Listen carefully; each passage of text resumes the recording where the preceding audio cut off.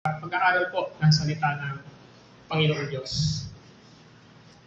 Isa sa tinuturo ng banal na kasulatan na kapag ang salita ng Diyos ay natanim at nailagay sa puso ng isang mananampalataya, ang Kristiyanong iyon ay patuloy na mamumunga sa kanyang buhay. Ang sabi ng Panginoong Jesus sa Matthew chapter 13, ang binhi, which is ang salita ng Diyos na natanim sa mabuting lupa, ay magbubunga ng tig-30, ni 60 at 70 at 100. So ano yung gusto nating ipakita rito? Ang gusto kong ipaunawa sa inyo, mga kapatid, na walang Kristiyano na hindi magkakaroon ng kanyang pagkakaroon ng sense of maturity sa kanyang pananampalataya. Ibig sabihin po, kapag ang isang tao ay na-born again, kapag ang isang tao ay naligtas, magsisimula na po ang paglago ng kanyang pananampalataya. Magsisimula na po na magkakaroon ng pamumunga ang banal na Espiritu sa buhay ng isang mananampalataya. Kaya po, dapat nating maintindihan ngayon na how long na tayo na mananampalataya? Ilang taon na tayo na mananampalataya? So ganon, tingnan natin. Kung nasusukat ba natin ngayon ang maturity ng ating pananampalataya, ang sagot ay dapat. Kasi ang Panginoon, ang gusto niya, ay magkaroon tayo ng paglago sa pananampalataya.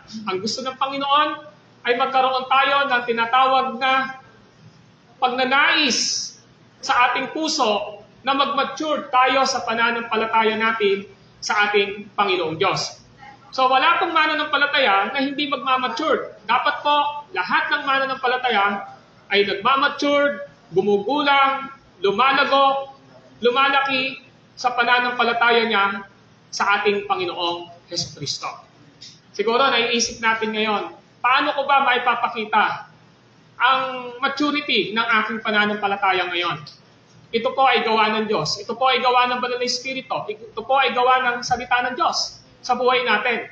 Kaya ngayong umaga, ang pag-aaralan natin, Brother Timothy, pakituon muna ang pansin dyan. Pag-aaralan natin ngayon, ang title, Seeking the Presence of God Inside Your Life. Ano po ba yan? Unahin mo ang presensya ng Diyos sa kaloob-looban ng iyong buhay. Kasi kung hindi po natin titingnan na yung pag-una natin sa presensya ng Diyos sa loob ng puso natin, madadivert po ito sa takbo ng sanlibutan. That's why naka-highlight yung salitang seeking upang ipakita sa atin na mayroong ginagawa ang isang Kristiyano. Dapat ang isang Kristiyano, hindi siya passive. Kailangan active siya, meron siyang ginagawa. At ano yung ginagawa niya? Seeking. Ang sinagawa niya ay inuuna. Para po itong Matthew 6:33. Ano sabi doon? Seek ye first the kingdom of God and His righteousness, and all these things shall be added unto us. So, ibig sabihin, after we say, dapat yung laman ng puso natin ay nag-iisip na unahin ng Diyos sa ating mga buhay. We should seek God sa ating mga buhay. Ano yung inuuna natin? Yung presence ni Lord. Dapat nararamdaman natin every moment sa buhay natin yung presence ng ating Panginoong Diyos. That's why our title sa pag-aaral natin sa umagang ito, Seeking the Presence of God Inside Your Life. And there are so many passages na magtuturo sa atin how we seek God sa buhay po natin. Next. Next. Now the question is, how to seek the presence of God inside your life? Kasi si Lord, bakit ko nilagay inside your life? Kasi si Lord hindi ho siya tumitingin sa panlabas na anyo at mga gesture natin. Si Lord, lagi niyang tinitingnan ano yung laman ng puso natin. Amen po ba? Sabi ng Panginoon sa Lumang Tipan, nung pinapunta niya si Propeta Nathan sa pamilya ni Haring upang maglagay ng hari, ang tingin nung propetang ito, mukhang ito na ang tatawaging hari. Kasi makisig siya, malaki siya, nasa kanya lahat. Pero ang sabi ng Lord, tandaan mo, ang tao ay tumitingin sa panlabas na anyo. Subalit ang Diyos ay tumitingin sa laman ng puso natin. So, ibig sabihin, kahit nandito tayo ngayon sa pagsamba natin sa Kanya, pero kung ang puso natin ay malayo sa Panginoong Diyos, hindi ho natin siya masasamba ng tama. Hello? Magsabi po ng amen ang nakikinig. So, ngayon, paano nga ba natin uunahin ang presensya ng Diyos sa loob ng ating mga buhay? Yun ang ibig sabihin niyan. Paano natin uunahin ang presensya ng Diyos sa loob ng iyong buhay? O how to seek the presence of God inside your life? Meron po tayong tatlong bagay na dapat tingnan sa umagang ito. Number 1, we seek God's presence by seeking God Himself. So, gusto muna natin tingnan. Yung number 1 point natin dito, we seek God's presence by seeking God Himself. Ano ba ibig sabihin niya, Pastor? Inuuna natin ang presensya ng Diyos sa pamamagitan ng pag-unang natin mismo sa Diyos. Amen po ba? Kasi, dapat, sino ba yung object ng pag-una natin sa Panginoong Diyos? Lagyan natin halimbawa ng sample. Today is Sunday, Lord's Day. Ang purpose natin, bakit tayo nandito? Because of God. Tama po ba? You are not here. Hindi ka nandito dahil sa ano pa man. Tama po ba? Nandito ka dahil sa Diyos. Kasi kung ang mind po natin, kung bakit tayo nandito, ay dahil sa anumang kaisipan na meron lang tayo, pero hindi nakatuon sa ating Panginoong Diyos, eh magkakaproblema po tayo. Wait my signal, Brad. So, magkakaproblema po tayo. So, paibalik sa number 1. So, ibig sabihin, we seek God's presence by seeking God Himself. So, ang Diyos mismo ang inuuna po natin, hinahanap natin, hindi po anumang bagay. You are not here, hindi ka nandito, dahil nahiya ka lang sa kasama mo. O hindi ka nandito dahil meron kang ibang agenda sa buhay mo. Tama? Hindi ka nandito para maglibang lang, kundi nandito ka dahil gusto mo na unahin ng Diyos mismo sa buhay mo. Okay, next. Ngayon, letter A, may problema. Ang problema ay ito. Ang unbelievers o hindi mananampalataya ay hindi hahanapin o uunahin ng Diyos dahil sila ay spiritually dead. Dapat maintindihan niyo po yan. Kasi bakit po? Yung mga nakaraang buhay natin, nung hindi pa tayo nabo-born again, ang unang dapat nating tanungin, interesado pa tayo na unahin ng Diyos sa buhay natin? Nung hindi pa tayo nabo-born again? Di ba ang totoo? Wala. Hindi natin gusto na unahin ng Diyos, hindi natin gusto na sumamba sa Panginoon, hindi natin gusto na magkaroon ng spirituality sa buhay natin. Because the problem is, ang unbelievers ay hindi hahanapin o uunahin ng Diyos dahil sila ay spiritually dead. Ano sabi ho ng Ephesians chapter 2, verse 1? Ang sabi ron, malinaw na malinaw po sa Ephesians chapter 2, verse 1. Listen carefully. Ganito ang sabi sa Ephesians chapter 2, verse 1. Noong unay, mga patay kayo dahil sa inyong pagsuway at mga kasalanan. So sinasabi ni Paul, nung tayo ngayon na mananampalataya, ay hindi pa naliligtas ang ating estado, ang ating kalagayan, ang ating katayuan sa harapan ng Diyos, tayo daw po ay patay. Saan? Patay tayo sa relasyon natin kay Kristo. Meaning, yung spirituality natin ay hindi po nagkakaroon ng tunay na ugnayan sa ating Panginoong Diyos because we are spiritually dead. Sabi ron, nung unay mga patay kayo dahil sa inyong pagsuway at mga kasalanan. So, ibig sabihin ng isang tao na mga makasalanan ay nasa puso niya ang pagsuway sa Diyos. Kaya hindi ho niya uunahin ang Panginoon eh. Mapansin niyo po ngayon, kung meron po kayong member ng inyong pamilya na hindi pa po nabo-born again, Kahit ano po ang gawin niyo sa kanila, ayaw po nila sumama. Tama po ba? Saan? Sa pagsamba. Ayaw po nila na makijoin sa inyo sa mga Bible study. Wala po silang interest sa mga bagay na spiritual. Tama po ba? Sa katunayan po, kasi nga po, ang mga tao ito ay nasa puso na nila ang pagsuway sa Diyos. Bakit po sumusuway sa Diyos? Kasi nasa estado sila ng pagiging makasalanan. Alam niyo po ba na may sinasabi ang Biblia sa unang Corinto chapter 2 sa mga taong hindi pa naliligtas? Sa 1 Corinthians chapter 2, ganito ang sabi sa mga taong hindi pa naliligtas. Pakinggan niyo po.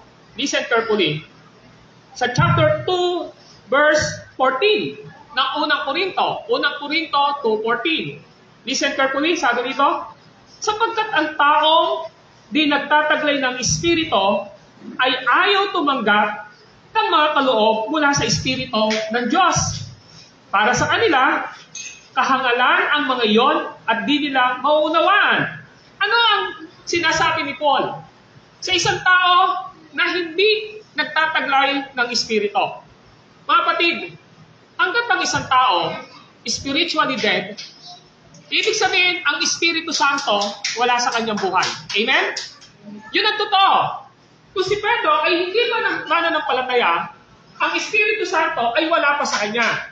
Kaya ang tawag sa kanya, patay siya spiritually. Ngayon, ano yung magiging saloobin niya? Malinaw po, ang sabi ng salita ng Diyos dito. Pakinggan niyo po. Ang sabi ron, ang mga bagay na spiritual, ang mga tao hindi nagtataglay ng Espiritu, alis kasunod, ay ayaw tumanggap ng mga bagay na spiritual. Tama po ba? Para sa kanila, kahangalan ang mga iyon at di nila maunawaan. This is the two character ng isang tao na hindi pinapanahanan ng banal na Espiritu. Una, ang perspective nila sa usaping pang-spiritual, kahangalan. Pangalawa, hindi nila mauunawaan ang mga bagay na spiritual. Why? Dahil wala pong spirituality na nangyaring pagbabago sa kanila. Dahil ang Espiritu Santo ay wala sa kanila. Kaya kung titingnan mo, yung isang tao na kahit anong gawin mong ayaw pa rin sumama sa inyo, hindi mo talaga mangyayari yon. Why? Para sa kanya, ang ganitong gawain, walang kwenta, kahangalan. Tama? Para sa kanya, ang pag-uubos ng oras sa ganitong gawain ay hindi profitable para sa kanya. Masasayang lang ang oras ko dyan. Tama? Pag sinabi mo na mag-Bible study tayo, ayaw din ng tao na yan. Kasi nga, para sa kanya, kahangalan nito. Sa English po, foolishness. Ang ibig sabihin po nun, walang nalalaman. Tapos ang pangalawa, hindi niya ito maunawaan. That's why, one of the character ng isang Kristiyano na nagtataglay ng Espiritu sa kasunod po ng binasa natin, sino yung mga taong kahit hindi mo naayain sa mga bagay na spiritual, bumabalong po mula sa puso nila. Alin? Yung pagnanais nila na unahin ng Diyos sa kanilang buhay. Kaya medyo sukatin natin yung sarili natin. Kung sa pakiramdam mo ngayon, o sino man na nakikinig ngayon, o sino man na kasama natin sa church, na wala silang pagnanais na unahin o isik si God, yung presence ni God sa kanilang mga buhay every day, and especially sa Lord's Day, may malaking problema doon. Baka ang problema, they are not regenerated o hindi sila nakaranas ng isang bagong kapanganakan. That's why, yan ang problema. Ang tao, hindi niya uunahin ang presensya ng Diyos kasi spiritually dead siya. Next. Pero solution. Ito ang solution, letter B po yan. Ang solution, kailangan nilang ipanganak sa Espiritu. Tama po ba?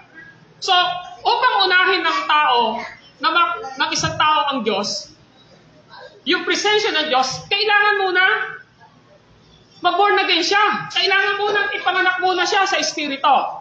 Tingnan nyo ang sinasabi sa John chapter 3, verse 1 to 6. Ang sinasabi sa Juan chapter 3, verse 1 to 6, pakinggan nyo po. Now listen carefully. May isang Pariseo at pinuno ng mga Hudyo na nagngangalang Nicodemo. Isang gabi, siya nagsadya kay Jesus. Rabbi, sabi niya, nalalaman po namin kayo isang gurong mula sa Diyos, sapagkat walang makakagawa ng mga kababalaghang ginagawa ninyo, malibang sumasa kanya ang Diyos. Tingnan niyo ang verse 3. Sumagot si Jesus, sinabi ko sa inyo, maliban na ipanganak na muli ang isang tao, hindi siya paghaharian ng Diyos. Verse 4. Paano pong magapanganak na muli ang isang tao kung matanda na siya? Makakapasok pa ba siya sa tiyan ng kanyang ina para ipanganak muli? Tanong ni Nicodemo. Verse 5. Sinabi ko sa inyo, ani Jesus, maliban na ang tao ipanganak sa tubig at espiritu, hindi siya paghaharian ng Diyos. Ang ipinanganak sa laman ay sa laman, at ang ipinanganak sa espiritu ay sa espiritu. Mga kapatid, tingnan nyo ano sabi niya? Ang ipinanganak sa laman ay sa laman. Ang ipinanganak sa espiritu ay sa espiritu. Nagyan ko ng example. Nang ipanganak ako ay 1975. Alam niyo po ba nang ipanganak ako, yun yung unang birthday ko ng aking katawan. Biologically, yun yung birthday ko. Pero ang problema, nung ipinanganak ako, meron na akong namanang kasalanan dahil galing lahat tayo kay Adan. Nakuha niyo punto? Tingnan niyo. Romans chapter 5 verse 12. Pumasok ang kasalanan sa lahat ng tao. At sa pamamagitan ng kasalanan, sabi ganon, yung tao mamamatay. Tama? Sapagkat ang lahat ay nagkasala. Ibig sabihin ng pinanganak ko ng nanay ko noong 1975, makasalanan po ako. Tama? Lagyan pa natin ng sample. Awit 51 verse 5. Ang sabi doon, ako'y masama na, buhat ng isilang, makasalanan na ng iluwal. Anong ibig sabihin dito? Ako'y masama na, buhat ng isilang, makasalanan na ng iluwal. Ang tao, hindi pa siya nakakagawa ng kasalanan, isisilang pa lang siya, meron na po siyang naman ng kasalanan. Amen? Ngayon, ibig sabihin, nung sinabi ni Jesus sa John chapter 3, ang ipinanganak sa laman ay sa laman. Tayo po yon. So that is our first birthday. Nung pinanganak tayo ng nanay natin, meron na tayong naman ng kasalanan. Buhat kay Adan. Malinaw po yon. Yun yung unang kapanganakan natin. Pero siyempre, hanggat hindi po tayo binoborn again ng banal na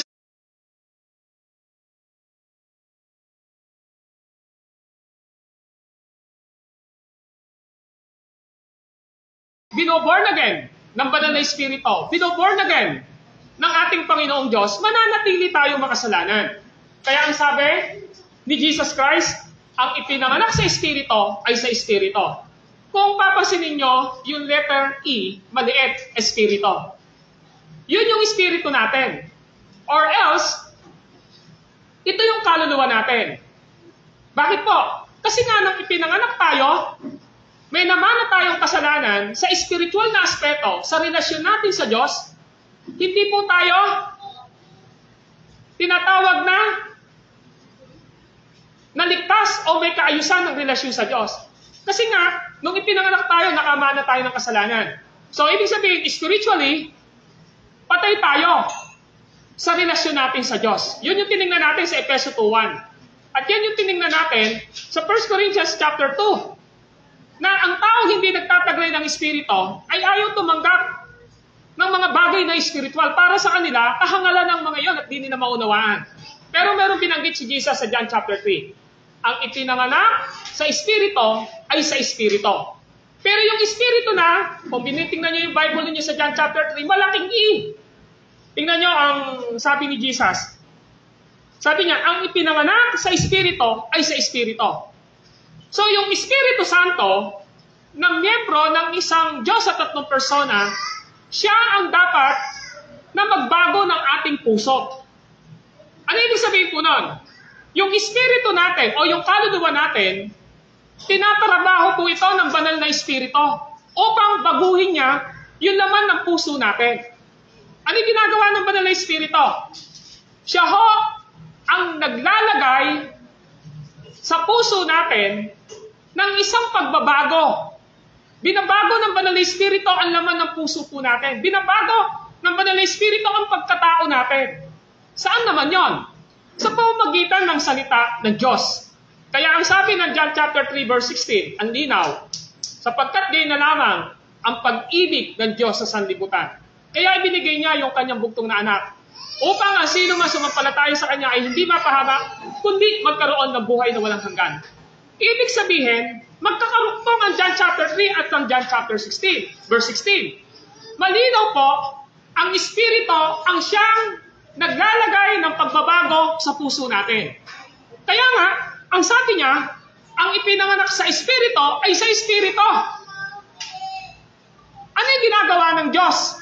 Binabago niya ang panloob na pagkatao natin.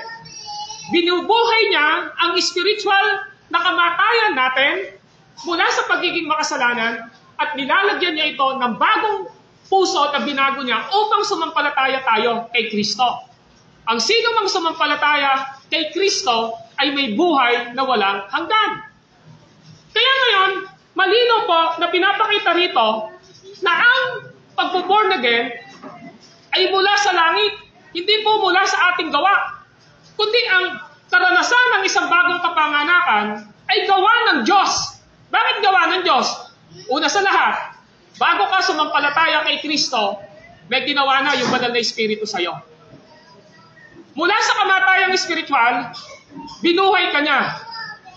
At saan ka naman dadali ng banal na Espiritu?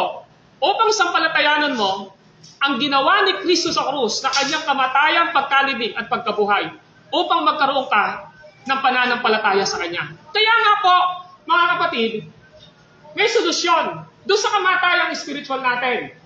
Kailangan po na ipanganak tayo sa Espiritu. Next. Ano yung basis na salvation natin? Ano yung basihan ng kaligtasan natin? Malinaw po, Jesus Christ, si Hesus Kristo po ang basihan ng kaligtasan natin. Hindi po good works. Kasi kung ang babasihan ng Diyos sa atin para maligtas tayo, ang mabubuting gawa natin, wala pong maliligtas sa atin. Tama po ba? Kung hindi ang Diyos ang unang gumawa sa buhay natin, hindi po tayo maliligtas, mga kapatid. Kaya nga ho, ang basis ng kaligtasan natin ay si Hesus Kristo. Binanggit ko kanina yung John 3:16. Ang sino man sumampalataya sa Kanya, kay Kristo, ay may buhay na walang hanggan at hindi na mapapahamak. Pero ang sabi ng verse 36 ng John chapter 3, ang nanalig sa anak ay may buhay na walang hanggan. Ngunit, ang hindi tumalima sa anak o sumampalataya sa anak ay hindi magkakaroon ng buhay. Mananatili sa kanya ang puot ng Diyos. Kaya ang tao, hanggat hindi siya napo-born again, spiritually, mananatili sa kanya ang puot ng Diyos. At ang problema rito, hindi siya titingnan ng Diyos na karapat-dapat sa kanyang harapan. Bakit? Kasi nga po, wala pa pong karanasan ng pagbabago ng banal na Espiritu sa kanyang buong pagkatao upang sumampalataya kay Kristo. Kaya nga sabi ng John 3:16, upang ang sumampalataya sa Kanya ay hindi mapahamak kundi magkaroon ng buhay na walang hanggan. Sa verse 36, ang sumampalataya sa Kanya ay may buhay na walang hanggan. Pero may namaligtaran eh. Sa John 3:16, kapag hindi sumampalataya kay Kristo, mapapahamak. Sa verse 36, nananatili sa Kanya ang puot ng Diyos. So, ang basis po ng kapanganakang spiritual na meron tayo ay wala pong iba kundi si Kristo mismo. Doon tayo dinala ng banal na Espiritu. Nang binuhay niya tayo, nang binornagan niya tayo, at binago yung puso natin, ang ginawa ng banal na Espiritu, mga kapatid, tinuro tayo doon sa ginawa ni Kristo sa krus. Kaya nga sabi ng John chapter 16, ang trabaho ng banal na Espiritu ay upang ipaunawa niya sa atin kung ano ang kasalanan, kung ano ang katwiran, at kung ano ang matuwid. Doon niya tayo dinadala kay Kristo. Kaya yung basis of salvation ay walang iba kundi si Hesus Kristo. Next. Sa letter D, Brad, pakilipat. Sa letter D, ano yung magiging resulta ng isang tao na binago yung puso, na binornagan ng banal na Espiritu? 2 Corinthians 5:17. Ano sabi po doon? Ngunit, ang sino mang nakipag-isa kay Kristo ay isa ng bagong nilalang. Wala na ang dating pagkatao, siya ay bago na. So anong ibig sabihin? Yung salitang bagong nilalang na naranasan ng isang tao nang siya ay pinagkaisa kay Kristo o sumampalataya kay Kristo, malinaw po, meron na siyang bagong katayuan sa harapan ng Diyos. Eto, bakit sinabi 2 Corinthians 5:17? Ang sino mang nakipag-isa kay Kristo. Ano daw kasunod? Ay isa ng bagong nilalang. Ano ba ibig sabihin ng isang bagong nilalang? Di ba sabi din ni Nicodemo, makakapasok pa ba ako sa tiyan ng aking ina? Sabi niya, hindi mo naiintindihan, Nicodemo. Yung pagiging born again ay isang bagong kalikasan ng pagkatao natin ngayon. May bago ka ng kalikasan ng pagkatao. Tinanggal ka na ng Diyos sa pagiging makasalanan. Kung dati ito yung buhay mo, aalisin ka ng Diyos doon. At bibigyan ka niya ng bagong pagkalala. Kaya sabi sa chapter 5 verse 17, ang sino mang nakipag-isa kay Kristo ay isa ng bagong nilalang. He is a new creation. Bagong nilalang na po, mga kapatid. Ano yung kasunod? Wala na ang dating pagkatao. Siya ay bago na. Now, tingnan nyo yung pagsasalarawan. Bagong nilalang, bago na. Amen? Bagong nilalang at bago na. Yun ang ibig sabihin natin. Bagong nilalang at bago na. Wala na ang dating pagkatao niya. Diyan nagsisimula ngayon. Na nagkakaroon tayo ngayon ng kaisipan na gusto natin ngayong unahin ang presensya ng Diyos sa buhay natin. Pakilipat. Pakilipat, Brad. Okay. Ang tanong natin ngayon, nung tayo ay naging bago na, sino ang gumawa nito sa buhay natin? Si Pastor ba? Yung pang mga tao na nakapaligid sa atin? The Holy Spirit is the Spirit of Jesus. So yung binabanggit ngayon, doon sa John chapter 3, na ang ipinanak sa Espiritu ay sa Espiritu, this is the work of Jesus Christ sa buhay ng isang taong makasalanan. Bakit po? The Holy Spirit is the Spirit of Jesus.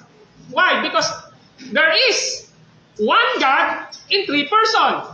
May isang Diyos sa tatlong persona. So again, the question, ang banal na Espiritu ay ang Espiritu ni Jesus. Why? Bakit po? Because, next, pakikukulan mo muna ng pansin. Number one, the Spirit of God and the Spirit of Christ use both interchangeably. Pag sinabi natin na ang Holy Spirit ang gumawa sa buhay natin, si Hesus Kristo ang gumawa sa buhay natin. Why? Meron lang isang Diyos pero meron tatlong persona. Ang ibig sabihin po, pwedeng sabihin natin, nang naborn na din tayo, binorn na din tayo ng banal na Espiritu, pero yung pagboborn na din sa atin, ang basis noon ay si Kristo na umako at nagbayad ng ating kasalanan. Next. Pakilipat. Number 2, Jesus Christ is present in our midst through the agency of the Holy Spirit. Ano gusto ko ipakita dyan? Ang gusto ko ipakita dyan, si Hesus Kristo ay naririto sa ating kalagitnaan sa pamamagitan ng banal na Espiritu. O sabihin natin, si Hesus Kristo ay present sa buhay mo sa pamamagitan ng banal na Espiritu, which His Spirit. So kapag sinabi natin na si Hesus Kristo ay nasa aking puso, ang ibig sabihin po nun, ang Holy Spirit ay nasa iyo. Amen po ba? Again, ulitin ko. Kapag sinabi natin na si Hesus Kristo ay nasa aking puso, malinaw din dapat sa inyo na ang Espiritu ay nasa inyo. Hindi nyo pwede paghiwalayin yan. Why? Wherever the Spirit of God is, Jesus Christ is there as well. Kung saan naroon ang banal na Espiritu, nandun din si Hesus Kristo. Ito gusto ko ipaunawa sa inyo. Ang Holy Spirit, ang Holy Spirit, hindi siya nananahan sa material na bagay. Hindi ho. Hindi ho nananahan sa material na bagay ang banal na Espiritu. Ulitin ko, saan nananahan ang banal na Espiritu? Sa buhay ng isang taong anak ng Diyos. Nakuha niyo punto? Hindi mo nananahan ang Espiritu Santo sa mic. Hindi mo nananahan ang Espiritu Santo sa drum, sa sound system. Nananahan ang Diyos at ang banal na Espiritu sa buhay ng isang tao. Kaya nga, wherever the Spirit of God is, Jesus Christ is there as well. Ngayon, kung sinasabi mo, nasa akin, puso, si Kristo. Ang katawan ko ay templo ng ni Kristo. Si Jesus Christ ay nasa aking puso, nananahan siya sa akin. Dapat isipin mo, na ang Espiritu Santo ay nasa iyo din. Amen po ba? Hindi mo pwedeng paghiwalayin yan. Next. So, ano yung application nito? Ang application nito, una sa lahat, seeking the presence of God inside your life is seeking God Himself. Ano sa Tagalog yun? Kung sinasabi mo na inuuna mo ang presensya ng Diyos sa iyong buhay, dapat naiisip mo, ang Diyos mismo ang dapat mong inuuna sa buhay mo. Amen po ba? Every day, ang first question as application ay ito. Sa araw-araw ng buhay mo, paano mo inuuna ang Diyos sa buhay mo? Pwede mo po kasi sabihin sa akin na, Pastor, inuuna ko po si Lord sa buhay ko eh. Pero hindi naman natin mapagtataguan ng Diyos eh. Alam niya kung totoo ang sinasabi mo. Pagkagising mo sa umaga, how you seek God sa buhay mo? Totoo ba na nagpe-pray ka? Totoo ba na nakikipag-usap ka sa Kanya? Totoo ba na nagbabasa ka ng Biblia? Yun ang tanong. Pangalawa, how you seek God sa buhay mo? May magiging bunga po. At alam niyo kung ano yung bunga na yon? Ang bunga na yon ay pagsasabi mo sa sarili mo na gusto mo siyang paglingkuran sa lahat ng ginagawa mo. Amen po ba? Why? Colossians chapter 3 verse 17. Ano man ang iyong ginagawa, sa salita at sa isipan mo at sa gawa, gawin mo ito para sa kaluwalhatian ng Diyos. Amen po ba? And most of all, how you seek God's presence every Sunday or the Lord's Day. Totoo ba na you are excited sa araw ng Sunday to worship God? Kasi hindi mo natin pwedeng sabihin na inuuna ko yung Diyos sa buhay ko, pero you are not belong to one church o hindi ka kasama sa isang church na nagwo-worship sa Panginoong Diyos. Kahit sabihin niyo po sa nanay niyo at sa tatay niyo, Nay, mahal kita, Nay, iniibig kita, Tay, mahal kita, pero you are not obeying and follow to their words, ano yung sasabihin nila sa iyo? Hindi ka masunuring anak, tama po ba? Ang isang tao, malalaman niya na mahal ka niya kapag naglalaan ka ng oras. Tama po ba? Pag naglalaan ka ng oras at nagbibigay ka ng gratitude sa kanila, hindi lamang sa oras, kundi how you respect your parents. Tama po ba? Naaalala mo sila sa buhay mo, not by words lamang, kundi may kasama po na gawa. So kung sinasabi mo na gusto kong unahin ang presensya ng Diyos sa buhay ko, pero hindi mo naman nilalagyan ng gawa, hindi po ito totoong pag-una sa presensya ng Diyos. Amen? Now, tingnan niyo po ngayon, maliban po sa mga kapatiran natin sa Mambangan dahil naglibing nga po sila ngayon.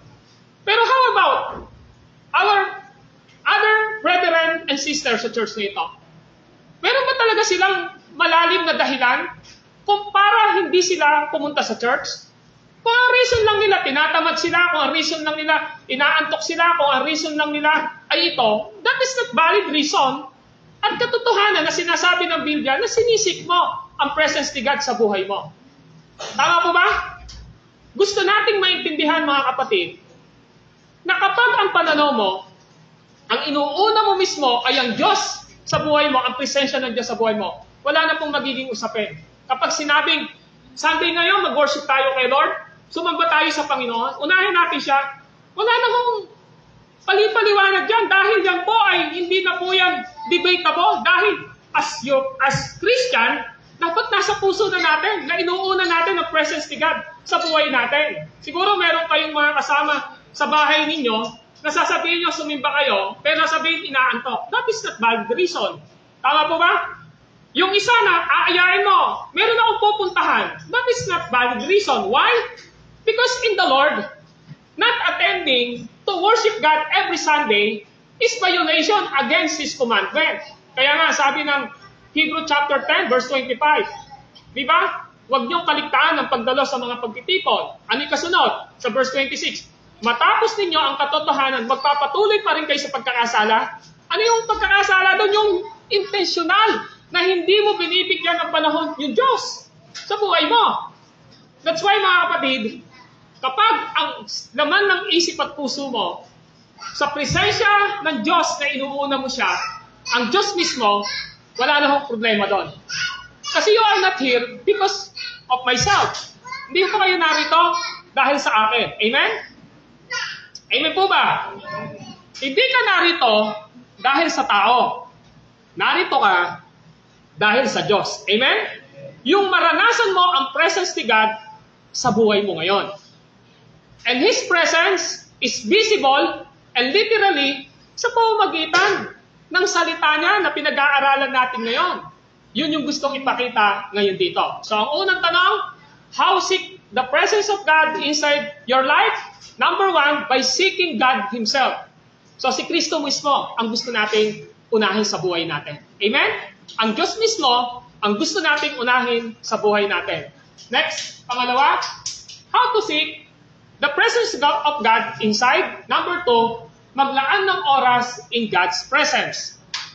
Alam niyo ho, mga kapatid, eto po yun eh. Ano sabi ni Jesus Christ in Matthew chapter 1? Ano sabi niya? Verse 23, I am with you always. Di po ba? Emmanuel, God is with us. Di ba lagi sinasabi? He is Emmanuel. God is with us. Ang tanong natin, ang Diyos ba ay laging sumasa atin? Yes, God is omnipresent. Meron pa po sinasabi sa Matthew chapter 28, verse 20, ako'y laging kasama ninyo hanggang sa katapusan ng sanlibutan. Ibig sabihin, si Jesus Christ is always present and with us. Pero mayroon malaking problema dun eh. Pero paano kung ikaw mismo, wala kang puso na maranasan yung presence ni God? Paano yon? Kaya nga may nakalagay sa bahagi ng Biblia, huwag ninyong bigyan ng pighati ang Espiritu Santo. Meron pang nakalagay, huwag ninyong hadlangan ang gawa ng banal na Espiritu. Ang Holy Spirit, through Jesus Christ, is presence with us, but the problem is, tayo. Tama po ba? Ikaw mismo, kung hindi ka maglalaan ng oras para maranasan ang presensya ng Panginoong Diyos, hindi mo ma-experience ito sa buhay mo. Tama po ba? Hindi mo ma-experience. Honestly speaking, sa araw-araw ba ng buhay ninyo, sinasabi niyo sa Lord, Lord, gusto ko po na maranasan yung presensya mo oras-oras. Lord, gusto ko po na maranasan yung iyong pagkilo sa akin araw-araw. Sinasabi niyo po ba yung kay Lord? Kung hindi natin to sinasabi kay Lord, ang mangyayari po sa atin, i-ignore natin ang pagiging God is with us sa buhay po natin. Amen? Kaya yan, kailangan mo maglaan ng oras sa presensya ng Panginoong Diyos. Next, paano?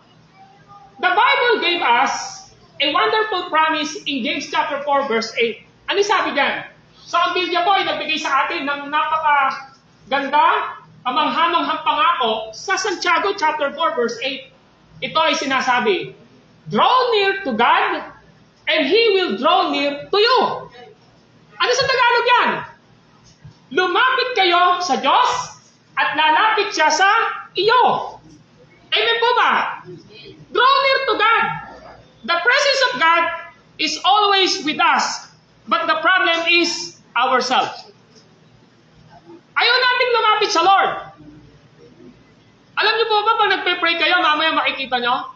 Draw near to God po yun. When you pray, you draw near to God. Amen po ba? When you study the Word of God, which is the Bible, you draw near to God. Amen? When you come every Sunday, na tama yung puso natin, na nagkakasama-sama dito tayo to worship God, that is draw near to God. Amen po ba? Lumalapit tayo sa Diyos. Amen? Ngayon, ang sabi niya, lumapit kayo sa akin at siya ay lalapit sa iyo. Nakuha yung punto rito?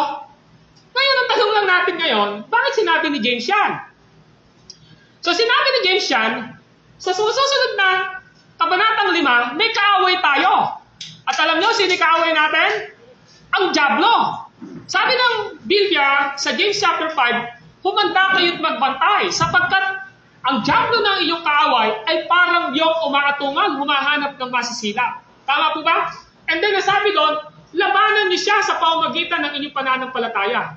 So pag sinabi natin na nilalabanan natin ang dyablo, which is the work of evil sa mundong ito, ang ibig sabihin na po nun, we always draw near ourselves to God. Nilalapit natin ang ating sarili sa Diyos. In prayer, tama po ba? Sa pag-meditate ng Word of God, sa pag-aaral ng salita ng Diyos, sa pakikisalamuha natin, sa mga Bible studies, sa pagsamba natin, pag-araw ng Sunday, sa pakikipag-fellowship natin sa Panginoon. Amen? Eh kung ang sarili mo nilalapit mo sa mga marites, bandang huli, mamumroblema ka dyan. Tama? Kung ang sarili mo ay nilalapit mo sa kasalanan, magkakaproblema ka dyan. Ang sabi, huwag mong ilalapit ang sarili mo sa mga bagay na magpapalayo sa iyo sa Diyos. Kundi ang command ng Lord, ilapit mo ang sarili mo sa Diyos mismo. Amen po ba? Hindi ho sa kasalanan. Hindi sa masamang tao na magpapalayo sa iyo sa Lord. Eh ang problema, yung mga pastor, yung mga workers, yung mga mananampalataya, naglalaan sila ng oras upang bahaginan ng salita ng Diyos yung tao. Pag lumalapit na, lumalayo naman. Tama po ba? Pero kung maiisip natin, kapag may tao na lumalapit sa iyo upang ilapit ka sa Diyos, that is the way of God. Upang ikaw ay mapalapit sa Panginoong Diyos. Amen? Eh sino gusto mong lumapit sa iyo at sabihin sa iyo, pare, mag-inuman tayo. Yun yung gusto natin eh. Tama po ba? Mare, magkwentuhan tayo. Yun yung gusto natin, di ba? Pag nilalapit tayo sa ganon. O ano pa? Maraming tao, hindi nyo namamalayan, hindi kayo nilalapit sa Diyos. Amen? Sa kayo nilalapit? Sa mga bagay na inaalok ng mundo. Pero, ang sinasabi ngayon ng Biblia, draw near to God and He will draw near to you. Ibig sabihin, may gagawin pala. Si Timothy dapat may gawin, lalo niyang ilapit ang kanya sarili sa Diyos. Amen? Huwag mong ilalayo. Lahat na nagiging hadlang, sa paglapit mo sa Diyos, tingin mo ang pagtatagumpay sa Panginoon. Amen? Kung sa paglapit mo ngayong araw ng linggong ito para sambahin ng Diyos ay katamaran, paalis mo sa Lord. Amen? Amen po ba? Amen. Kung ang nagiging hadlang sa pananalangin mo, cellphone, pag manghingi ka ng pagtatagumpay kay Lord. Tama po ba? Dahil hindi ka na makapagbasa ng Bible, hindi ka na makapanalangin. Kung ang trabaho mo ang nagiging hadlang, bakit hindi ka nakakalapit kay Lord? Humingi ka ng ibang trabaho kay Lord para mas lalo kang mapalapit. Kasi walang ibibigay ang Diyos sa atin nang ikapapahamak at ikalalayo natin sa Kanya. Kaya ang discernment, kapag mayroong mga bagay na natanggap tayo, pero nalalayo na yung sarili natin sa Panginoong Diyos, that is not God's blessing for you. Hindi pagpapala ng Diyos sa iyo. Tama? Are you agree? Yeah. Hindi pagpapala ng Diyos yun. Ikaw ba bibigyan mo yung anak mo ng isang bagay para lumayo ng loob sa'yo? Hindi. Lahat ng ibinibigay mo sa anak mo ay pagpapakita mo na gusto mong masigit pa na mapalapit siya sa'yo. Kung ang trabaho nagiging hadlang, bakit di ka nalalapit sa Panginoong Diyos? Ala ka ng oras? Mag-pray ka kay Lord. Tama po ba? O kaya naman, pag meron kang bagong cellphone, nandiyan ka na lang lagi nakatingin at di ka na nakakapagbasa ng Biblia, sabihin mo kay Lord, Lord, sana mawala na po ito. Sayang na may cellphone mo, di ba? Kasi hadlang eh, di ba ba? Ano yung mas mahalaga? Yung lalo ka napapalapit kay Lord o napapalayo ka? Kayo po ang mag-isip. Ang sabi ng James 4:8, lumapit kayo sa Diyos at lalapit siya sa inyo. Amen? Hindi yung pwedeng wala tayong gagawin. Sa salvation natin, meron pong, after we save, meron pong kilos ang Banal na Espiritu sa atin. Kailangan po na maipakita natin, sabi po ng Pilipos, ang sabi, work out your salvation. Ano sabi? Ipakita mo ang iyong kaligtasan, may panginginig at takot sa Diyos. Yun ang ibig sabihin. Next.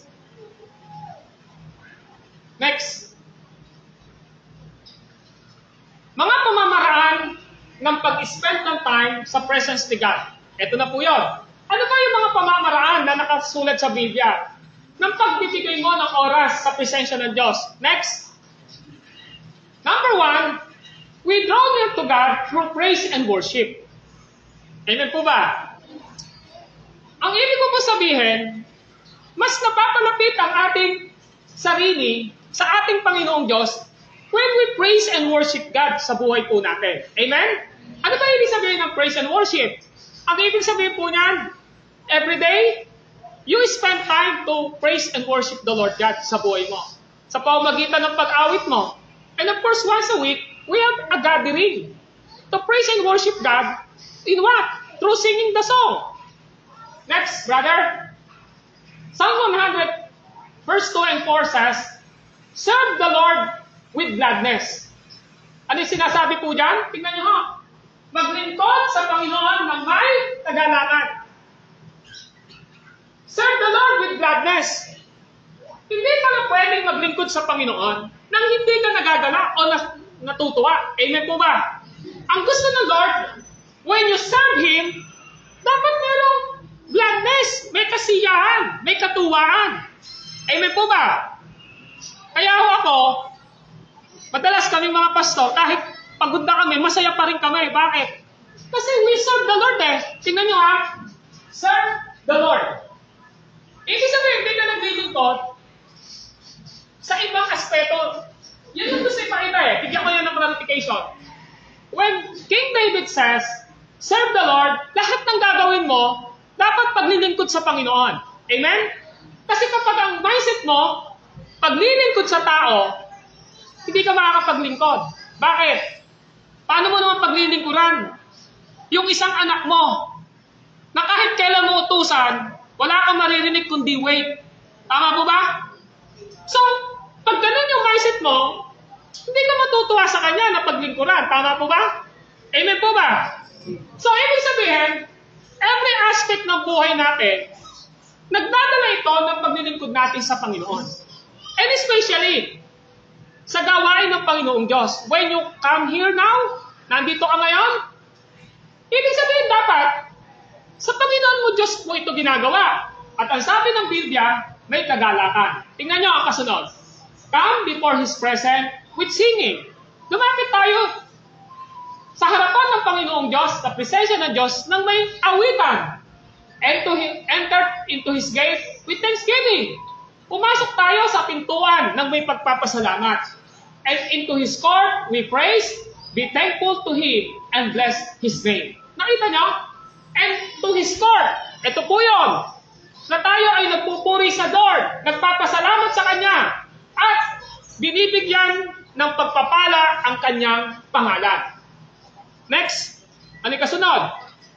This is exactly what the Apostle Paul did on multiple occasions. And both instances brought a manifestation of God's presence. Nangyari po yan kay Apostle Paul. Nangyari yan. Next, brother, tingnan mo ang kasunod. Tagalogin ko yan. But at the midnight, subalit sa kalagitnaan ng hating gabi, si Apostol Pablo at si Silas ay nanalangin. We're praying.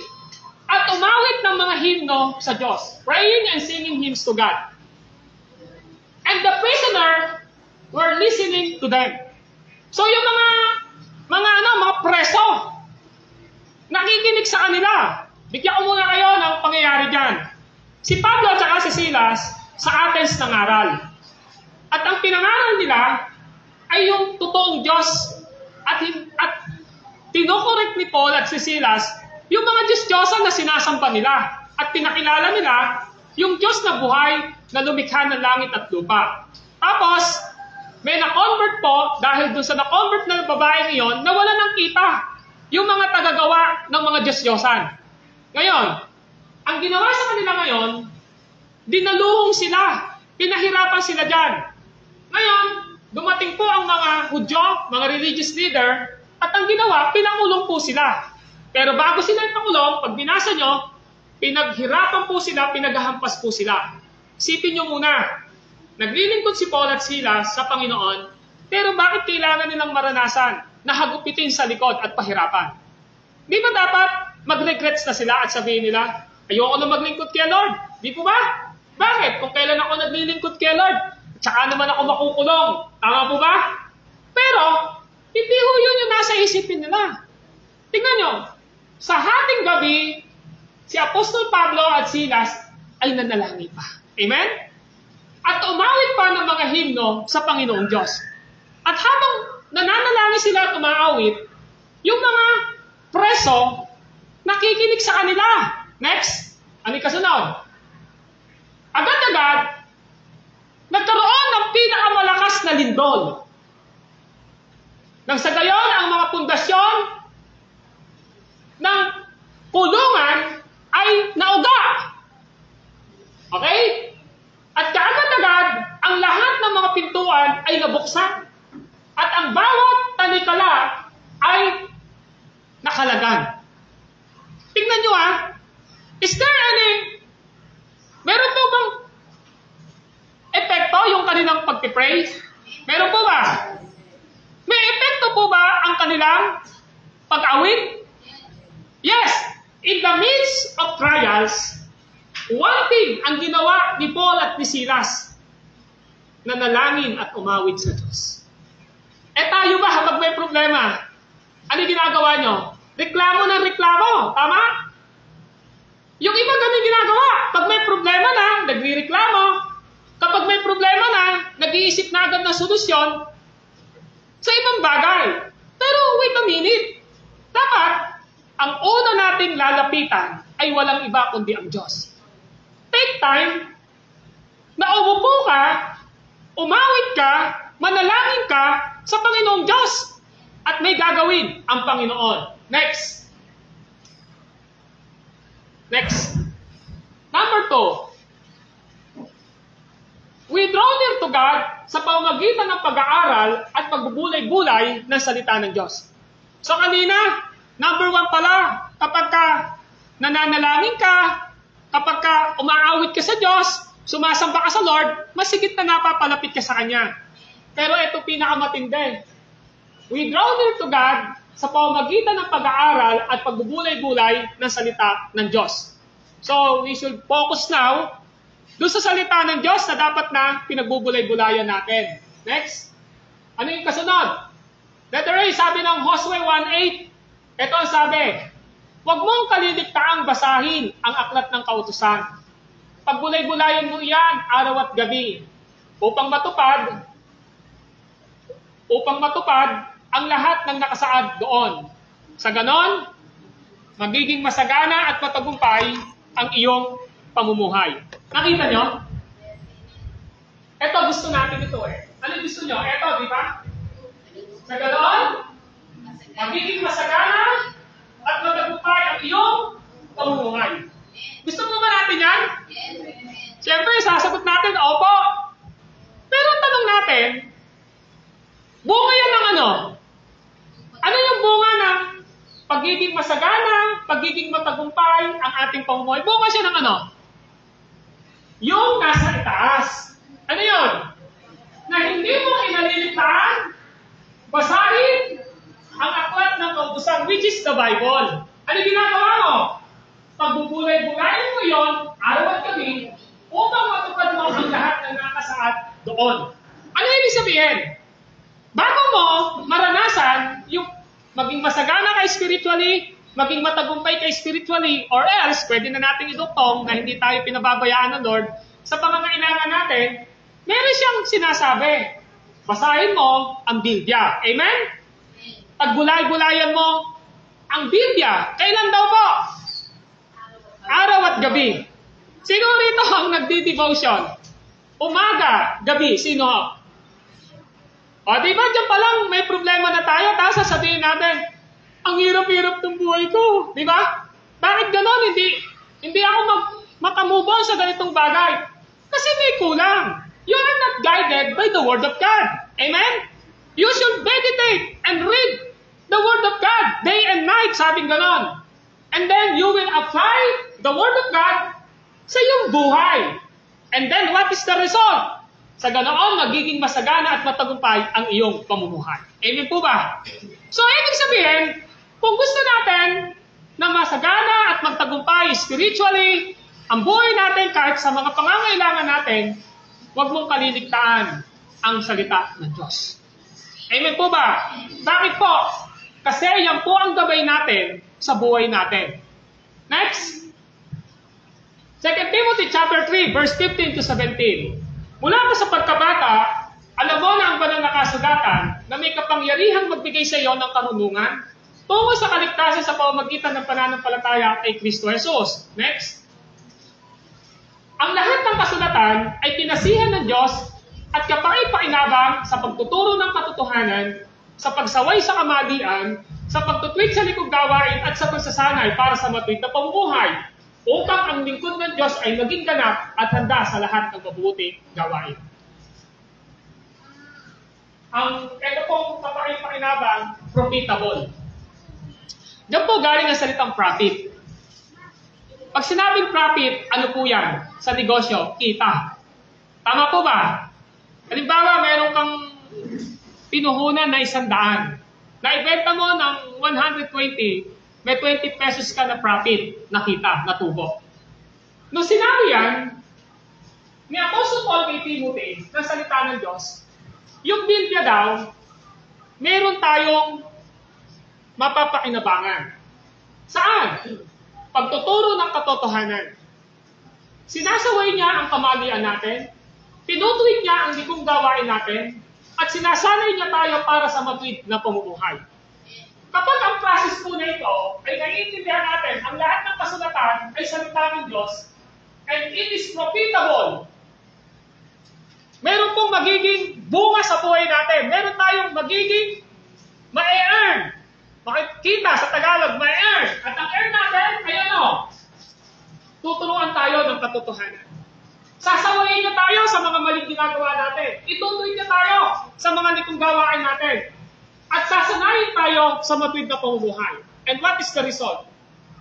Upang ang lingkod ng Diyos ay maging ganap at handa sa lahat ng mabubuting gawain. Hindi tayo tinalaga ng Diyos sa mabubuting gawain. Ano yung mabubuting gawain na yan? That is the fruit of the Holy Spirit sa buhay natin. So, ibig sabihin, as we evaluate ourselves ngayon, ano yung nakikita sa buhay natin na mabubuting gawain? Kung meron pa nakikita sa buhay natin na hindi natin nararanasan ang presence ni Lord dahil sa kasalanan o mga nagiging hadlang sa atin, walang pwedeng magbigay sa atin ng makapangyarihan na magtutuwid sa likong gawain natin, magtuturo sa katotohanan, sasaway sa kamalian natin, sasanayi sa matuwid na pamumuhay natin, kundi ang Diyos sa pamamagitan ng salita niya, ang Biblia. Amen?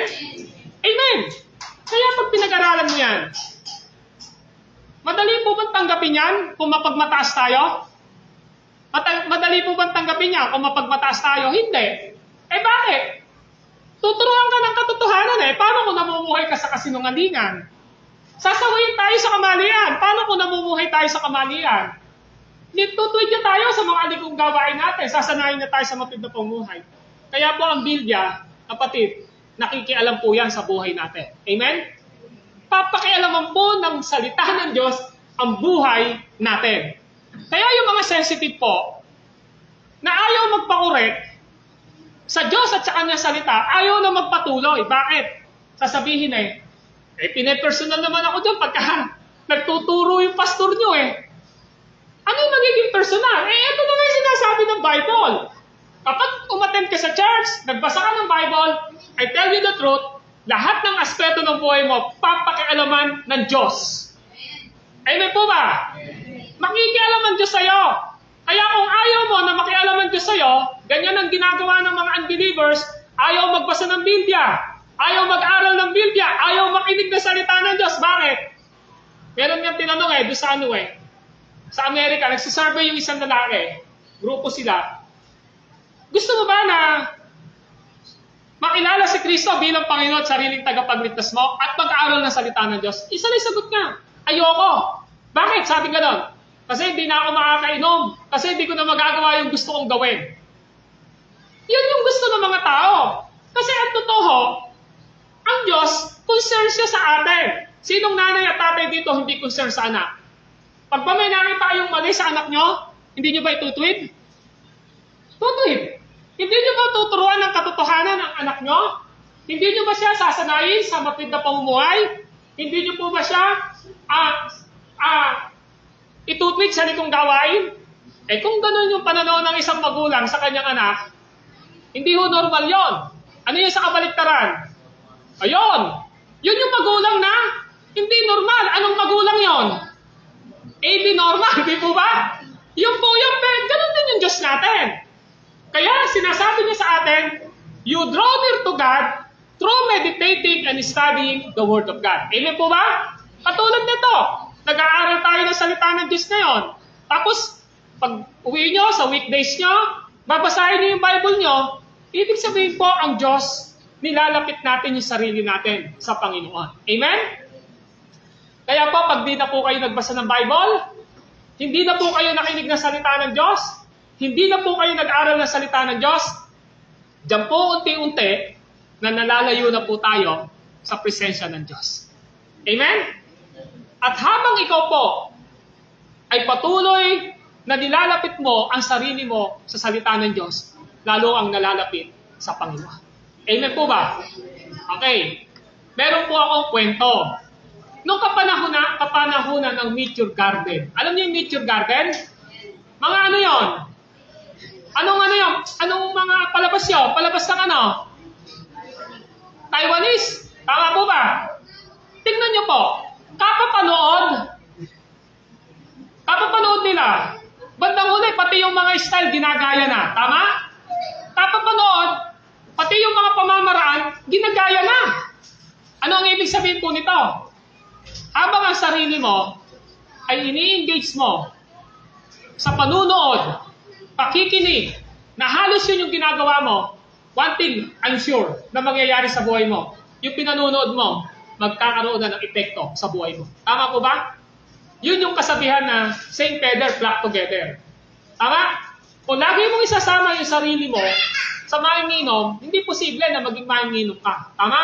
Kung isasama mo yung sarili mo sa mga marites, bandang huli, maritesi ka na, di ba? Kung isasama mo yung sarili mo sa punong-puno ng bisyo, later on, branded ka na. Why? Kasi doon mo ini-engage sa sarili mo. In the same way, kung i-engage natin ang sarili natin sa Word of God, the more we near ourselves to God. Next. Ano ang application nito? Kailan po tayo nagbibigay ng oras? Nagbibigay ba kayo ng oras? Para yung presence ni God maranasan nyo, makausap nyo siya na talagang kayo'y nag-uusap. Kailan? Nagde-desire ba yung heart mo na papurihan mo ang Diyos sa buhay mo? Privately and publicly, katulad ng ginagawa natin ito? Kailan ka nanalangin sa Panginoong Diyos? Kailan ka nagbasa ng Biblia at nag-reflect sa buhay mo at sinabi mo, Lord, salamat po sa salita nyo, kinorek nyo po ako. Kapatid, if you want to draw near to God every moment of your life, you should pray, study the Word of God, listen to the Word of God, and give thanks through worship sa ating Panginoong Diyos. Kapag ginawa po natin yan, as my application, mga kapatid, lagi natin inilalapit ang sarili natin sa Diyos. Yun yung kulang sa atin. Why we are not sensitive to the presence of God sa buhay natin? Bakit di tayo sensitibo sa presensya ng Diyos sa buhay natin? Kasi we are not digging ourselves o binabaon yung sarili natin sa presensya ng Diyos dahil hindi tayo naglalaan ng oras. Marami pa tayong oras kaysa sa paghawak ng cellphone, paikipagkwentuhan, at marami pang iba, nakakalimutan na natin na maglaan ng oras sa presensya ng ating Panginoong Diyos. Sa pamamagitan ng prayer, sa pamamagitan ng pag-aaral at pag-meditate ng salita ng Diyos, at sa pamamagitan ng pagpupuri natin sa Kanya. So nakita na natin, paano natin mararanasan ang presensya ng Diyos sa buhay natin. Una, malinaw po na sinasabi sa pangalawang pag-aaral natin, simple lang. Kailangan po natin maglaan ng oras sa presence ng Lord. Yung number one, kailangan na tama ang isip natin, ang inuuna natin mismo ay ang Diyos. Ang pangalawa, naglalaan tayo ng oras sa presensya ng Diyos. Lastly, number three, How to seek the presence of God inside your life? Next, number 3, ipamuhay ang presence of God inside your life. Amen? Ipamuhay mo ang presensya ng Diyos sa loob ng iyong buhay. Next. Letter A, 1 Corinthians chapter 6 verses 19 to 20, and I quote, "Hindi ba ninyo alam na ang inyong katawan ay templo ng Espiritu Santo na nasa inyo at pinagkaloob ng Diyos sa inyo?" Other next. Tingin ka dito. "Hindi niyo pag-aari ang inyong katawan, sapagkat binili kayo sa isang halaga, kaya't gamitin ninyo ang inyong katawan upang maparangalan ang Diyos." Meron tayong observation dyan. Next. This is my points. Number 1, ang iyong katawan ay templo ng Espiritu Santo na nasa inyo at ipinagkaloob ng Diyos sa inyo. Ano? Ano daw ang katawan natin? Ito. Ano yung katawan natin ito? Ano ang nakikita niyo po dyan? Yung katawan daw po natin ay ano? Templo ng? Na nasa inyo. Ngayon, ang tanong lang, kung ang katawan natin ay templo ng Espiritu Santo, ano dapat ang magiging buhay natin? Santo o makasalanan? Banal o hindi? Ibig sabihin, if our body is the temple of the Holy Spirit and God dwells us, ibig sabihin, may impacto sa buhay natin. Tama po ba? Ano yung makikita sa buhay natin? Spiritual. Amen po ba? Spiritual po dapat. Tingnan nyo. Ang inyong katawan, ito po yun, ay templo ng Espiritu Santo na nasa inyo. So, nasa atin ang Espiritu Santo. Kung nasa atin ang Espiritu Santo, nasa atin si Kristo. Kapag nasa atin si Kristo, nasa atin ang Espiritu Santo. Ngayon, next, Brad. Hindi niyo pag-aari ang inyong katawan. Tayo po ba ang may-ari ng katawan natin? Diyan, ayon po sa binasa natin. Pag-aari po ba natin ang ating katawan? Hindi. Sabi, doon sa binasa nating passage, hindi niyo pag-aari ang inyong katawan. Ang may-ari ho ng katawan natin, alam niyo kung sino? Ang Diyos, ang Espiritu Santo na nananahan sa atin. Amen po ba? So, ibig sabihin, hindi niyo pag-aari ang inyong katawan. Ibig sabihin pala, yung katawan kong ito, hindi ko ito pag-aari, may nagmamay-ari nito. Tama? Ang banal na Espiritu at ang Diyos na nananahan sa atin. Yun ang may-ari nito. Amen? Tingnan mo, sapagkat binili niya kayo sa isang halaga. Yung katawan kasi natin dati, na hindi pa tayo naliligtas, ibig sabihin po nun, mamumuhay tayo sa kasalanan. Kahit sabihin mong hindi ka gumagawa ng kasalanan, yun ang tingin ng Diyos sa atin dati. Pero sabi niya, binili niya kayo sa isang malaking halaga. Ano kaya yung pinambili na yan? Sa malaking halaga na yan? Ang sabi ng ibang translation, binili kayo sa isang malaking halaga nang hindi paris ng ginto, kundi si Jesucristo na Diyos na nagkatawang tao na nag-alay ng kanyang buhay upang hanguin tayo at bayaran ang ating kasalanan. Ang isang halaga na binabanggit po dyan, yan po si Kristo na ibinayad sa ating kasalanan. Upang ang ating katawan ay maging para sa Panginoong Diyos. Next. Kaya't gamitin ninyo ang inyong katawan upang maparangalan ang Diyos. Kung ang katawan natin ay templo ng Espiritu Santo at ang Diyos ay nananahan sa atin, ang sabi ng Biblia, hindi ko pag-aari ang katawan ko. Ang may-ari nito ay ang Diyos. Amen po ba? Dahil pag-aari ito ng Diyos, kanino ko ito gagamitin? Kanino daw pa? Saan ko po ito gagamitin? Sa bisyo, sa kasalanan? Hindi. Ang sabi, kaya't gamitin ninyo ang inyong katawan. Sa ibang translation, kaya't gamitin ninyo ang mga bahagi ng inyong katawan. Ano yung karugto? Upang maparangalan ang Diyos. Ano ba ibig sabihin? Gamitin ninyo ang inyong katawan o bahagi ng inyong katawan. Saan? Maparangalan ang Diyos. Merong mag-asawa, sabi niya na born again na daw siya, Pero yung kamay niya, ginamit niya para sampalin ang kanyang anak, ay kanyang asawa. Tingin, naparangal lang kaya ang Diyos kapag yung kamay natin nananakit? Hello? Listen, pagsabi po ng amen, nakitingin. Makaparangalan ba ng kamay natin ang Diyos kung gagamitin natin ito sa pagnanakaw? Tama? Gagamitin natin sa pananakit ng katawan ng tao. Nagagamit ba? Hindi. Ibig sabihin mga kapatid, kung ang bibig natin, ginagamit natin sa pagkukwento ng mga buhay ng may buhay, napaparangalan ba ang Diyos? Hindi. Kasi tingnan nyo, gamitin ninyo ang lahat ng bahagi ng inyong katawan upang maparangalan ang Diyos. Ibig sabihin po pala, yung buhay na binago ni Kristo, iba na ngayon. Yung kanyang katawan ay magpaparangal na sa Diyos. Kung paano niya gamitin yung pananalita niya, paparangalan niya ang Diyos. Kung paano niya gagamitin yung katawan niya, nagpapagaling. Di po ba? Ibig sabihin, yun yung purpose ngayon. Kasi dapat naiintindihan natin, yung presence ni God na nasa atin through the Holy Spirit, yan ang gumagawa sa atin upang parangalan natin ang Diyos sa ating mga buhay. Amen? Next. Sa unang Juan chapter 2, verse 6 to 8, sino mang nagsasabing nananatili siya sa Diyos? Pagsabi nga po rito, nananatili ako sa Diyos. Sige pa, sabihin nyo, nananatili ako sa Diyos. Ayan, rinig na rinig. So, ang sabi, sino mang nagsasabing nananatili siya sa Diyos? Basahin nyo ang kasunod. 1, 2, 3. Paulitin po natin. Dito lang po. Nandito. 1, 2, 3. Mula dito.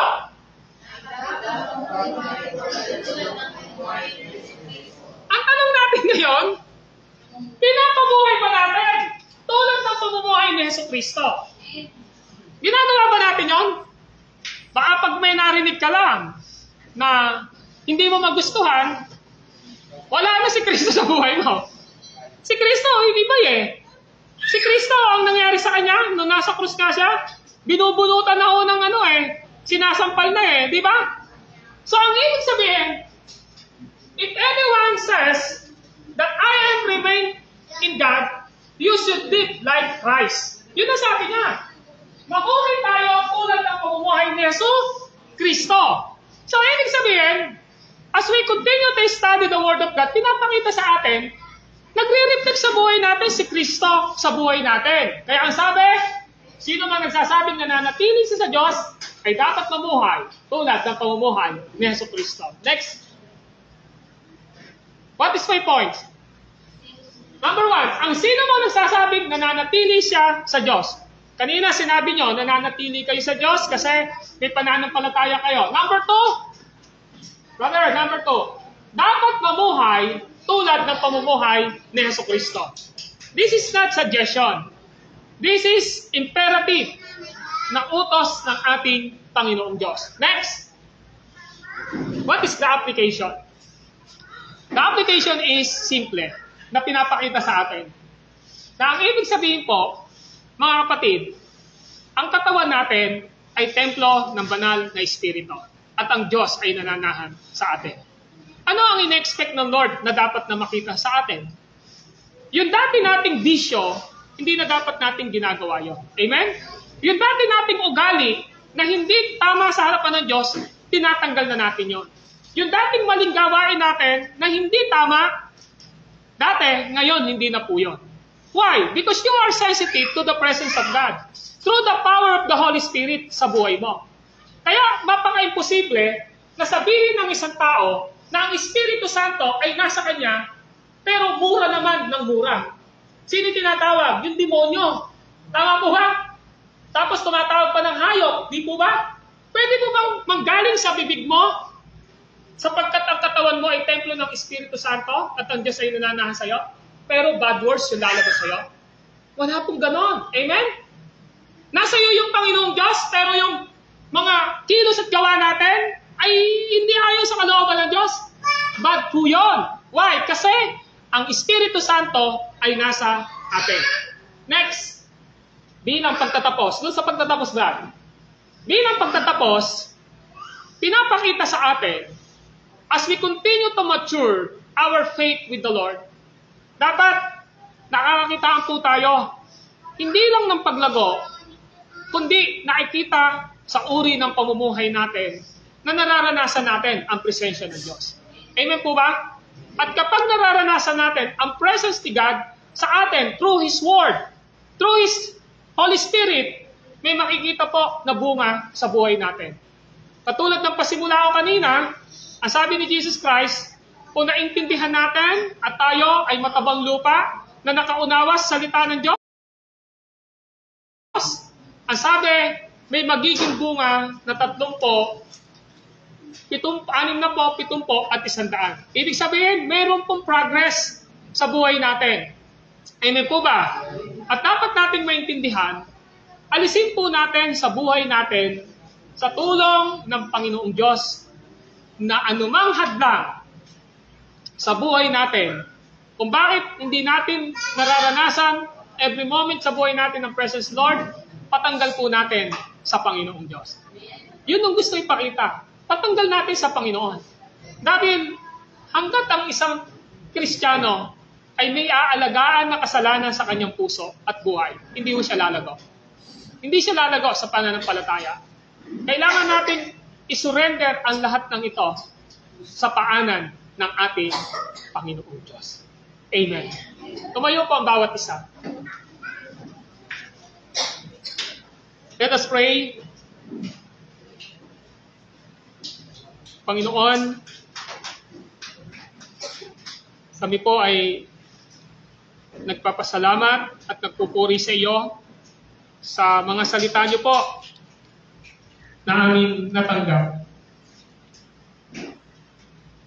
Wala naman po magiging basis ang aming pananampalataya, kundi ang mga salita niyo na naisulat sa banal na kasulatan.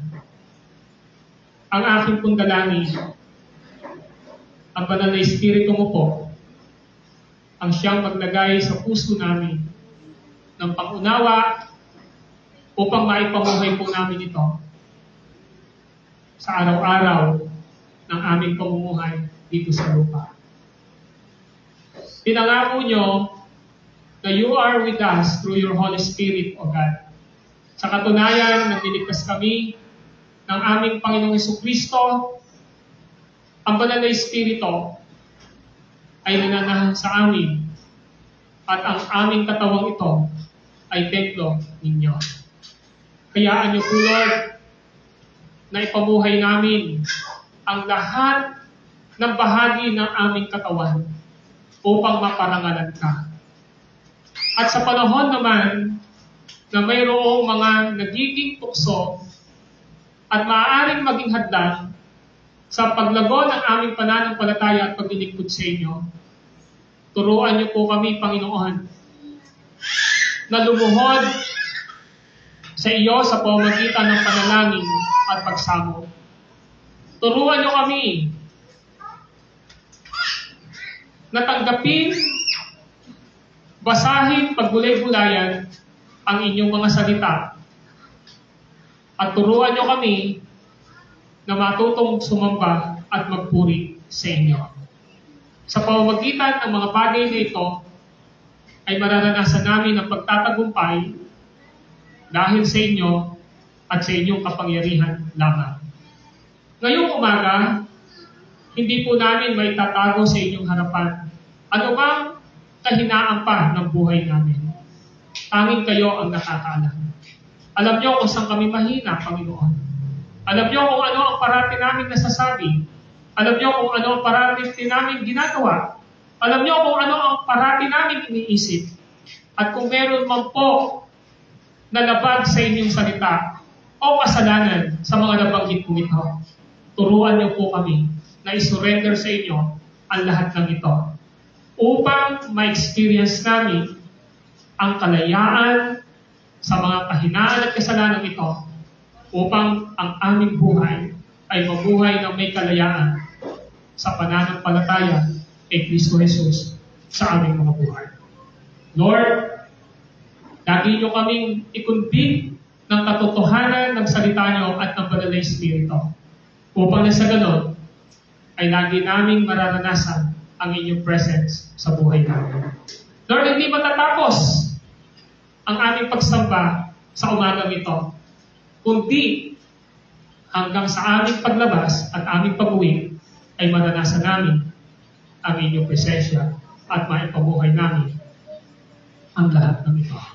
Lord, maraming salamat sa inyong mga salita na aming tinanggap. This is our prayer in Christ's name. Amen and amen. You may be seated.